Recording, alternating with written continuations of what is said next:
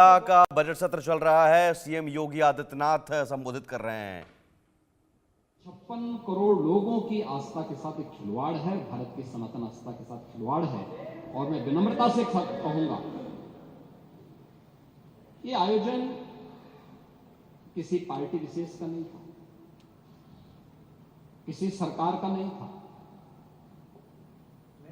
मैं तो बार बार इस बात को कहता रहा हूं कि आयोजन समाज का है, सरकार पीछे है। सरकार सहयोग के लिए, अपने उत्तरदायित्वों का निर्वहन करने के लिए एक सेवक के रूप में हम लोग वहां पर हैं, और एक सेवक के रूप में अपने उत्तरदायित्वों का निर्वहन करने की हमारी जिम्मेदारी है। और उस निर्वहन के लिए हम लोग तत्परता के साथ अपनी जिम्मेदारियों का निर्वहन करेंगे, क्योंकि हमें अपनी जिम्मेदारियों का एहसास है।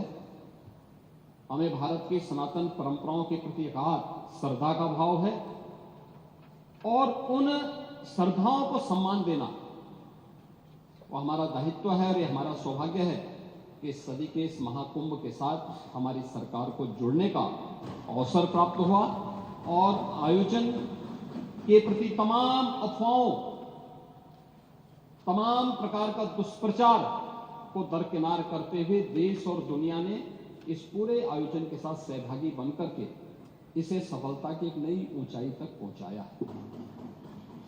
महोदय, भी आयोजन के 7 दिन बाकी संपन्न होने के, और जो मैंने आज दोपहर तक के आंकड़े बताए हैं, 56 करोड़ 25 लाख से अधिक श्रद्धालु अब तक प्रयागराज की महात्रिवेणी में आस्था की डुबकी लगा चुके हैं। और इसीलिए जब यहां पे हमारे प्रतिपक्ष के जो माननीय सदस्य डॉक्टर आर.के. पटेल जी, श्री संग्राम सिंह यादव जी और श्रीमती आराधना मिश्रा, मोना जी जब अपनी बातों को यहां पे कह रही थी, तो मुझे आपकी बातों को देख करके सचमुच एक तरफ हमें एहसास है अपनी जिम्मेदारियों का, हमारी संवेदनाएं हैं उन सभी के प्रति जो लोग 29 जनवरी के एक स्टैम्पेड के शिकार हुए थे, उन सभी श्रद्धालुजनों के प्रति भी, या प्रयागराज कुंभ के दौरान जो आपने अपने नोटिस में उल्लेख किया है, सोनभद्र की, अलीगढ़ की या किसी अन्य जगहों पर प्रयागराज महाकुंभ के आयोजन में भाग लेने के लिए या यहां से जाने के लिए जो लोग यहां से प्रयागराज महाकुंभ में महास्नान के बाद वापस जा रहे थे, सड़क दुर्घटना के शिकार हुए हैं, उन सबको हम श्रद्धांजलि देते हैं। हमारी संवेदना उन परिवारजनों के प्रति है। सरकार उनके साथ खड़ी है, हर संभव सरकार उनको मदद भी करेगी, लेकिन इस पे राजनीति करना कितना उचित है? प्रश्न यही है। और इसीलिए मैं आपसे कहना चाहूंगा, जब आप अपनी बात कह रहे थे, मैं धन्यवाद दूंगा माननीय सदस्य श्री मनोज पांडे जी को, जिन्होंने उन अफवाहों की ओर ध्यान भी दिया, कि उल्लेख किया कि काहिरा का वीडियो लेकिन महाकुंभ के साथ जोड़ करके दुष्प्रचार किया जा रहा था, नेपाल का वीडियो महाकुंभ के साथ, झारखंड की किसी घटना को महाकुंभ के साथ, या देश के अंदर के किसी अन्य दुर्घटना को जूसी के साथ जोड़ करके दुष्प्रचार करके अफवाह फैलाने का जो कार्य हो रहा था, कौन लोग थे? और इसीलिए मैं कहना चाहूंगा कि बड़ा हसीन है इनकी जवान का जादू,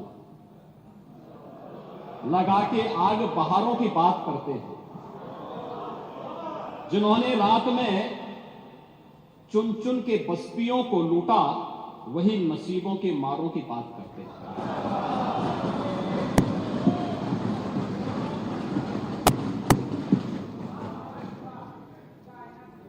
महोदय, ये उर्दू नहीं है, ये सब हिंदी।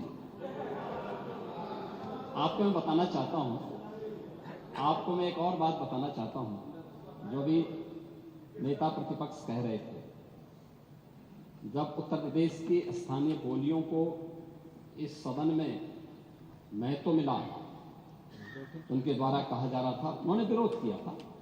ठीक उनकी सोच है, ये समाजवादी संस्कार भी है कि हर अच्छे कार्य का विरोध करना है, हर अच्छे कार्य का विरोध करना है। उन्होंने कहा कि हिंदी इस सदन की भाषा है, तो हिंदी को तो हटाया नहीं।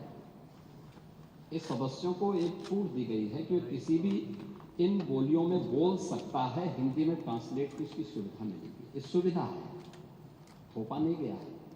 दूसरा, भोजपुरी हो, अवधी हो, बुंदेली हो या ब्रज हो, पांडे जी इनकी लिपि भी देवनागरी है, कोई दूसरी लिपि नहीं है। संविधान के द्वारा घोषित जो व्यवस्था है उसी के दायरे में सारा कार्य हुआ है। आप जैसे उम्रदराज व्यक्ति को तो इसका स्वागत करना चाहिए, इसका स्वागत करना चाहिए। ओह, मैं इसीलिए कह रहा हूं, देवनागरी ही लिपि है और उसी दायरे में सारा कार्य हुआ है, और इसीलिए मैं आपके संज्ञान में लाना चाहूंगा कि ये जो कार्य है, इस कार्य के साथ हमें उसी सकारात्मक भाव के साथ जुड़ना चाहिए। मैं आपके विरोध को कभी उसका न मैं उपास उठाता हूं, न मैं उसको बहुत उसके साथ जोड़ता हूं, क्योंकि मैं जानता हूं आपकी आदतों और मुझे मालूम है आप लोगों के बारे में एक मान्यता ये भी है, मजबूरी भी है, और आपके बारे में मान्यता भी है कि आज के समाजवादियों के बारे में तो जिस थाली में खाते हैं उसमें छेद करके फिर जाते हैं। और ये जो तो सीएम योगी आदित्यनाथ